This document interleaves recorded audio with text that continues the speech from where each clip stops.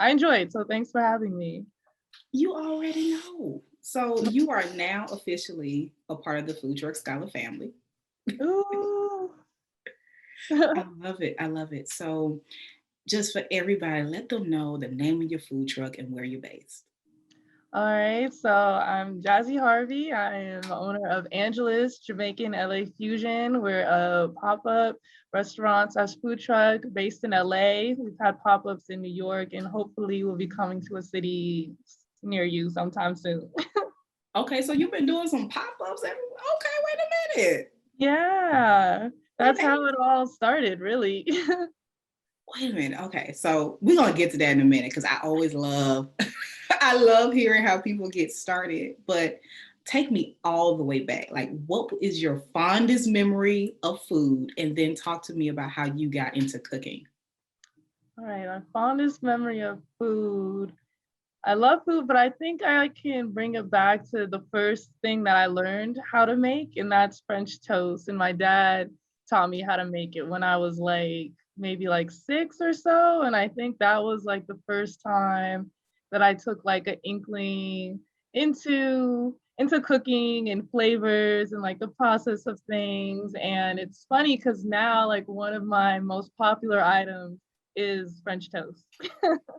So that's what I gotta have. Yes, and it's vegan. It's a vegan French toast. Okay, all right now. So you come through for the vegans. Yeah, I mean it's the especially in LA, you got to show the vegans some love. Okay, so I gotta ask: Are you vegan, or are you just showing some love for the I am vegans? not vegan. I eat pretty much everything. But what I have learned or my feedback that I've gotten from vegans is that like this doesn't even taste like vegan food, or like if most vegan food tasted like this, I would have it. So I think like when I make vegan food, making it from like the perspective of someone who doesn't, eat that eat that diet all the time, it has like all the flavors in it as a meat dish or Mm-hmm. something that contains animal products, and it's still like kind of cooked in the same way, so you get the same. It doesn't just taste like leaves and flowers. It tastes like food. Good food. Listen, that be my struggle sometimes. It's like I want to eat healthy. However, you know, I'm not a bunny 110% of the time. Like, need me some flavor. I need me some seasoning. I need me, you know what I'm talking about. So All of that same here. Like I can't the bland thing. Like no, if I'm gonna eat some healthy food, like healthy food can be good. It just it can gotta be. have the right hand to cook it up. Well, I appreciate you and your hands because we need some of that. And just, you doing these pop-ups, go ahead and pop on up in West Lafayette, Indiana for me, all right? Oh yeah, at the pop-ups I say like I cook for vegans and non-vegans alike. So there's like, the vegan stuff, and then for the people who are down, to eat everything, then the whole menu is available to you. So how did it start from, okay, you're learning how to cook French toast as a little kid to, you know what, I think I got something and I want to turn this into a business? Really like COVID and the pandemic pushed Mm. me into this direction. Before I started cooking, now almost like full time, I was doing graphic design and social media marketing for, like different businesses. And once COVID hit, a lot of people were really like unsure, who's going to stay on and what's necessary and pay cuts and all of that sort of stuff. And unfortunately, like my role was one of the first ones to go. And I was like, okay, now I need to find something like what else am I good at that like people need, like can make people feel good and I could like do something with. And I just, went into my arsenal of skills and I was like, oh, I'm pretty good at cooking. And years prior, I would throw these big dinner parties for my friends with Jamaican food. And the Mhm. most recent one that I did right before the pandemic hit, they were like, when are you going to sell this? Like ever? Like you should, when are you going to make us start paying for it? So I just kind of put all the pieces together, and I had another friend who was selling food at the time, and I was talking to them, and I was just like, you know what? Let me just like see what happens. This sounds like it could be like a really good idea. So I sold $10 jerk plates at the park around the corner from my house, and cars were like lining up everywhere. And I just kept going like weekend after weekend after weekend. I went from the park. Next thing I know, I have like my own kitchen, and then I'm doing pop-ups, and then 600 people, catering orders, and it just like grew from there. And at that point, it's just like I'm here.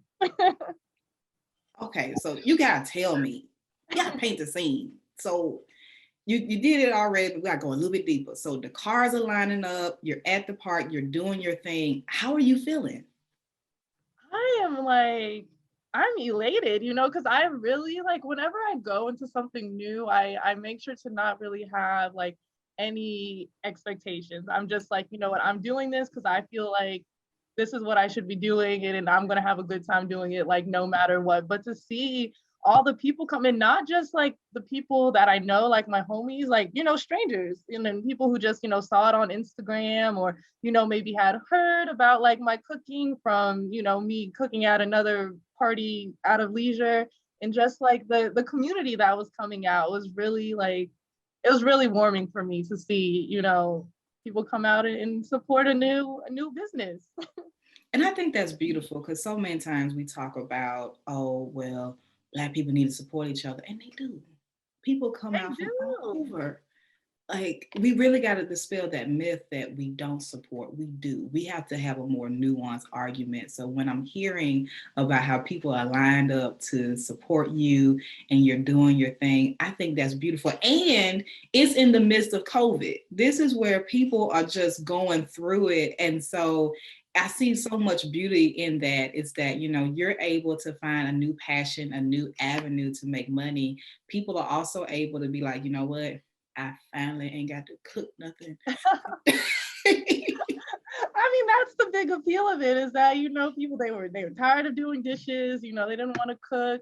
And also like why I did it at the park first, I was like, people are inside, they're not even going outside during this time, so let me kind of like create like a pocket in someone's day where they have to go outside, they have to be in a park, with like some elements, they have to getting the food for me have some sort of like social interaction with somebody, because I just felt like I don't know, in everything I do, it's like, yeah, like I could make money, but it's like, what impact can this have on somebody? Like how can I make somebody's day a little better? And that's really kind of the foundation of Anjahles, and the community and the energy behind it. It's just like full flavor joy, it makes you feel good. Hey, and that's what we all need. Like, we definitely needed it in 2020. We still need it in 2021. And hey, we're going to need that for time to come, with or without COVID. So I think it's just absolutely beautiful that that's part of your story. Now, I got to admit, when I think about Los Angeles, or a lot of times when people talk about Los Angeles and they talk about the food, it's usually they talking about the tacos. Yeah. So I was very excited to have the opportunity to interview you because you serve Jamaican food, Jamaican cuisine. So, can you talk to me about how that has been able to possibly impact your customers? Have you been able to like expose them more to the culture and they're learning things they haven't learned before because of your food truck? Yeah, so being Jamaican, I say clearly that it's Jamaican fusion. Because some people, might want more of like the traditional Jamaican Mhm. thing, and I can do that. I am Jamaican, my heritage is from Jamaica, so I can do that. But the fusion with it, I incorporate, some Latin flavors. I incorporate some like, East African spices, and some, just different flavors from all over LA that creates a palette that kind of like tastes good to anyone. Nothing is too spicy. Everything is right, like on the mild, so you can actually enjoy the food. And I think the trepidation that a lot of people have in trying more ethnic foods, whether it be Jamaican, African, Indian, like etc., is the spice level. Okay. Like I don't want Yeah. anything too spicy or something that's like too like off. But the way that I've like been able to make my spices has brings in people of all different like backgrounds, and they all can like enjoy the food, and in that way they do get more exposure to Caribbean cooking and whatever other fusion I do. And being that like there are quite a few Jamaican restaurants in LA, but none of them do it quite like me. And I think like the way that I'm doing it and the fusion aspect of it brings interest, from the people who would normally go to like a traditional Jamaican spot would come and, try me out. So, first of all, when you started listing all the different cultures that you fusing into this, my soul got happy. I got really happy about it. So, trust and believe. I'm coming to LA. Don't know when, but you will get an early notification. Yes, let me know. You will, because I got to have all of this. And I appreciate so much that you started listing the different cultures that's being infused with this, because so many times, once again, for those who aren't from LA, we immediately think of maybe two, maybe three different demographics, when there's so much more. It's such a very rich and vibrant culture, not just in terms of population, but in cuisine. And so it's very exciting to see you showcase that. So I'm thinking about my plate, but to help me Ooh, decide all the things that I'm gonna get, what's on the menu? what's on the menu? Okay, let's see. The best sellers. What started off is the jerk wings. Okay. Angeles is home of the best jerk wings in LA. I'll put that out there. Okay. I'll stand by it. I stand by that statement. So you got the jerk wings, the oxtail mac and cheese. That's become maybe like my number one seller. The vegan mostly crust peach cobbler is pretty damn tasty, and jerk lobster tail. That one's a really good one. And then the vegan jerk gumbo. The vegan jerk gumbo, All right now. non-vegans have bought it more than the regular gumbo. So I think Okay now. something about it. Okay. Okay now. I think we see something. All Yeah, right. I mean the list goes on of all the other things, but those are for sure. Like when someone's like impress me, that's what you're gonna get. Oh, and plantains.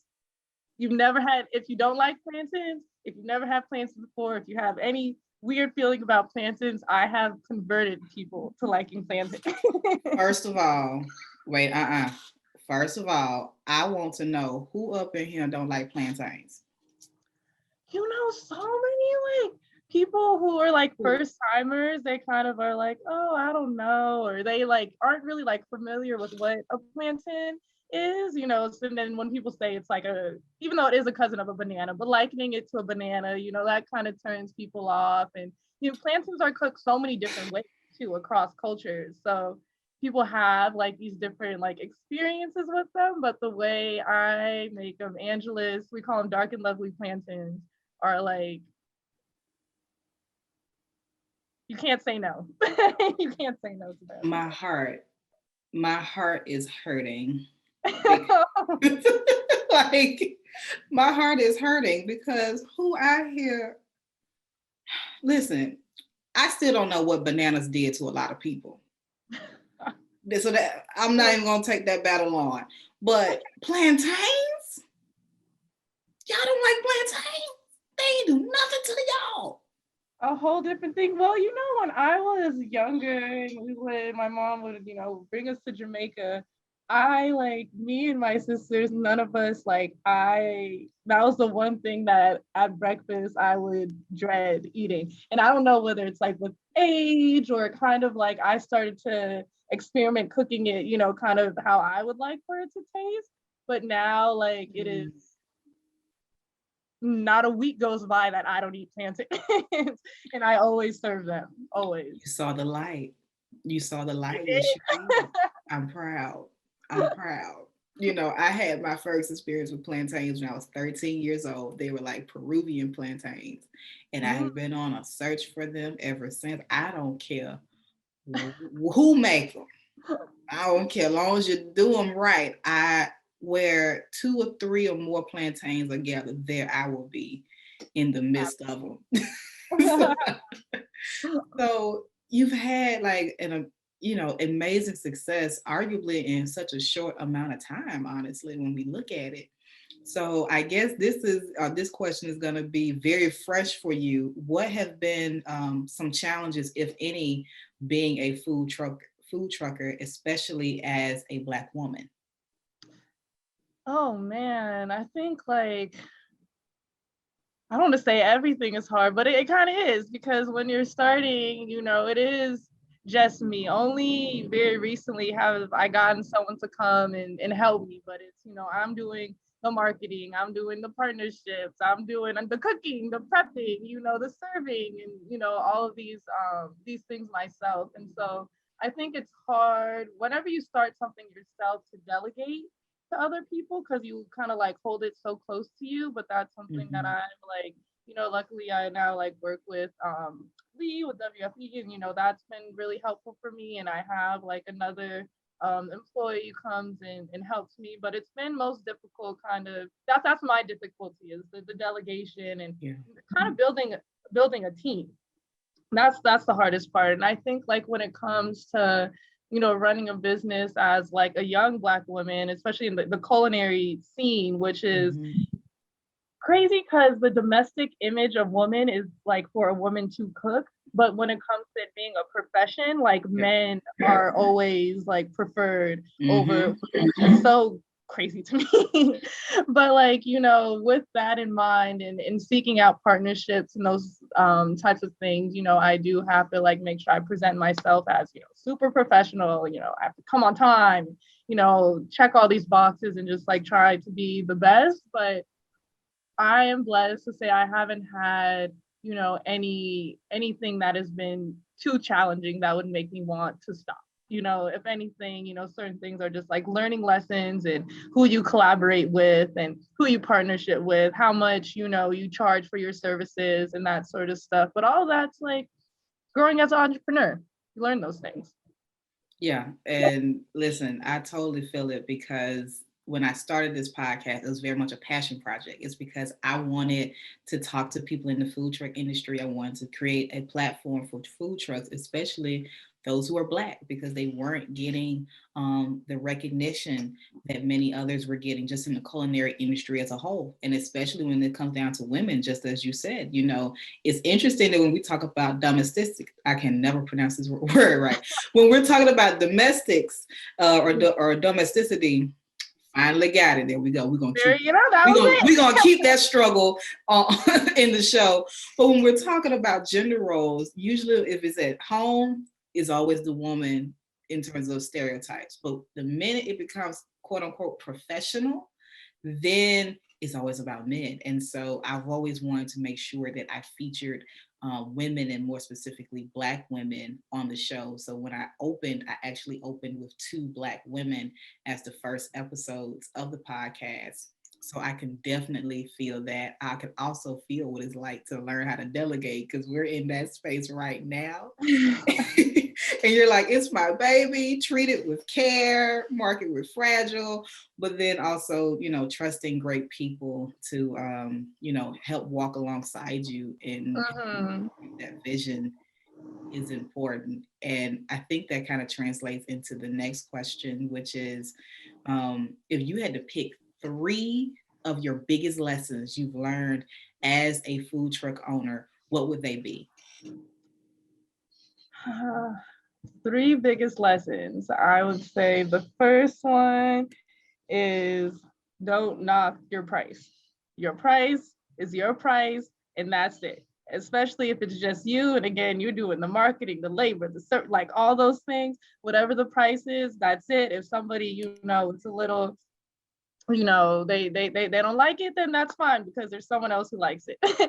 I would say the second lesson is in growing the business, you can't compare yourself to anybody else. You can't, peek over your shoulder and see what someone else is doing and, feel discouraged or whatever. You can't pay attention to those. Like, I mean, you do to a certain extent, but like the Instagram followers and the likes and that sort of stuff, because honestly, it's quality over quantity. And, I maybe, Anjahles is still new and we don't have that like 100K followers on Instagram, but like the clients that I do have are very loyal. They pay great and they keep coming back. And that's the type of customer that like any business wants to have, really.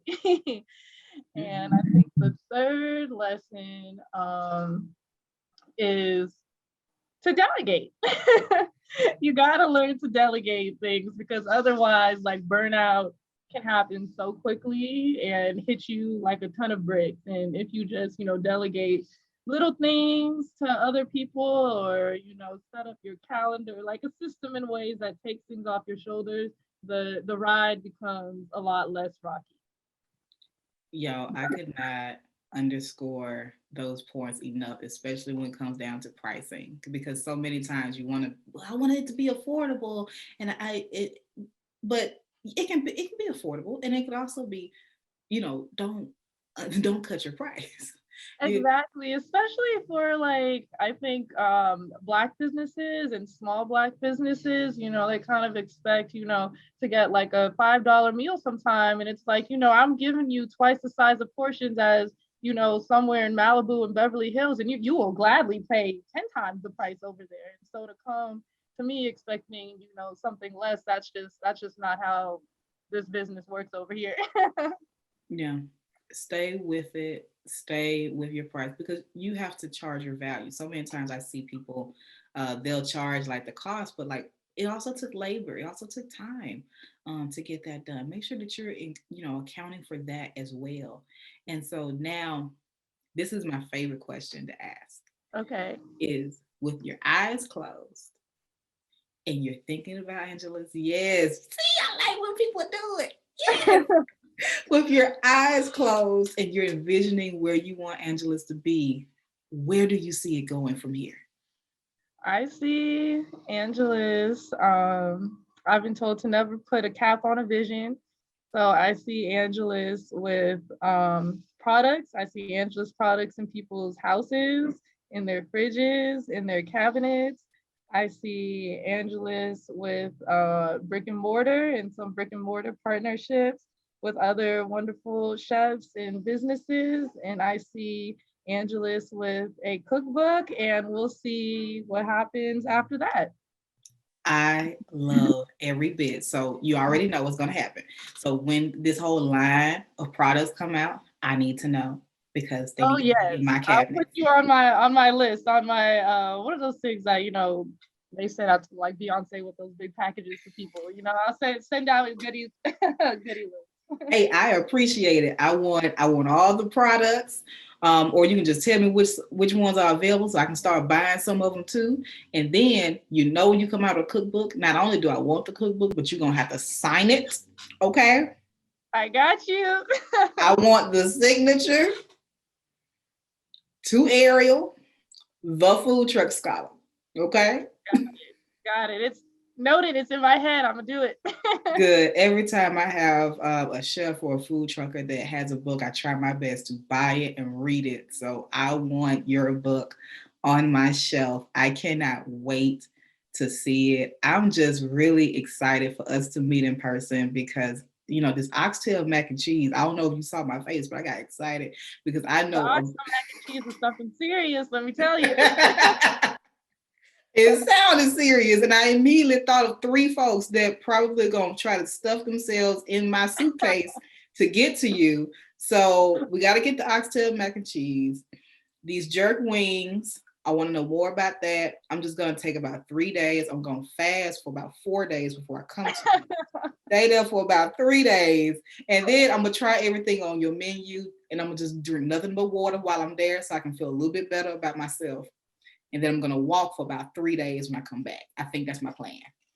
Oh my gosh, that sounds like a great plan. Well, the good thing is, all the food that I cook too, like I don't mostly anything like I don't use dairy. Even in the non-meat dishes. I mean, even in the meat dishes, there's like no dairy, low sugar, low sodium, plant-based. So everything that you eat, it's good for you and it won't slow you down. That's why I said like healthy food, it doesn't healthy food can taste good if the right person does it. See, this is why we gotta connect, because you already taking care of me, because you didn't even know this, but I'm lactose intolerant. So I really don't need to be eating nothing, but I keep A lot of doing it people are. anyway. I am, so that's why I don't cook with dairy. I just be disobedient. I just keep doing it. But see, you already know to take care of me so I can do better. So I got you. already. So for those that saying, hey, listen, I need to tap in. Jazzy, how can we connect with you on social media? Yeah, for sure. So you can follow Anjahles on Instagram and Twitter at Anjahles, which is Anjahles. We also have a new website up, anjahles.com. So you could see all the things that we do, the products. Stay tuned for all the upcoming things on there. And yeah, but Instagram is where it's at. So follow us and we'll follow you back. Perfect. And you know what? Since we ain't capping visions, you might have a YouTube channel coming up soon where you're teaching me, you know, you Hey, you know. never know. That's what I say. You can't put a cap on a vision. You say, I was just going to do jerk sauce. I was like, I'm just going to make jerk sauce for people. And now look where I am at. So the possibilities are always endless.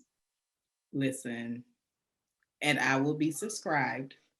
So just send me a text message when it's ready because I already Got believe it's you. going to be great. You already know what my order is going to be when you see me. Yep.